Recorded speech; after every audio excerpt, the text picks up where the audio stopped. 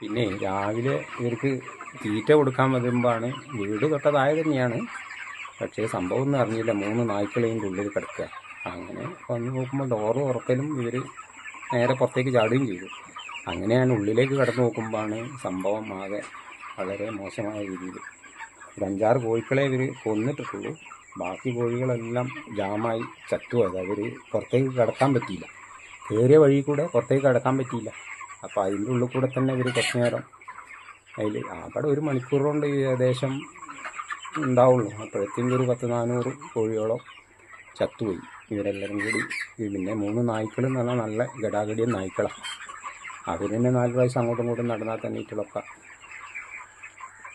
കാലിയാവും. അങ്ങനത്തെ നല്ല വലിയ നായ്ക്കളായിരുന്നു. എന്ത് ചെയ്യാൻ പറ്റും.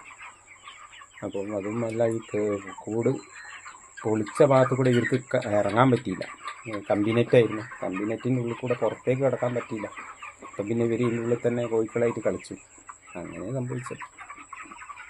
പിന്നെ തെരുവ് നായ്ക്കളുടെ കാര്യം എന്ന് പറഞ്ഞാൽ ഇത് ഞങ്ങളൊരു അത്രയും സേഫ്റ്റി ആക്കിയിട്ട് എവിടെ കണ്ടമാനം തെരുവ് നായ്ക്കളൊന്നും കഴിഞ്ഞ് നായ്ക്കളോ ഒരുപാട് നായ്ക്കൾ ഇവിടെ ടൗണിലും ഇതിലെങ്ങനെ കറങ്ങിക്കളിച്ച നായ്ക്കളുണ്ടായിരുന്നു. പക്ഷെ എന്നാലും ഞങ്ങളത്ര സേഫ്റ്റിയോട് കൂടിയിട്ടാണ് ഇവിടെ ഫാം ഉണ്ടാക്കിയത്. പക്ഷെ നായ്ക്കളിങ്ങനെ വരുന്ന കാര്യമൊന്നും നമ്മളത്ര അങ്ങോട്ട് വളർത്തിയില്ല. പക്ഷേ ഇതും കമ്പി നെറ്റല്ലേ പൊട്ടിച്ചത്. അങ്ങനെ നമുക്കിപ്പോൾ പറയാനുള്ളത് തെരുവ് നായ്ക്കളെ ഒരു ശല്യം നമ്മളെപ്പോലത്തെ കർഷകനൊന്നും ഇവിടെ ജീവിക്കാൻ പറ്റാത്തൊരവസ്ഥയാണ് ഇപ്പോൾ ഉള്ളത്.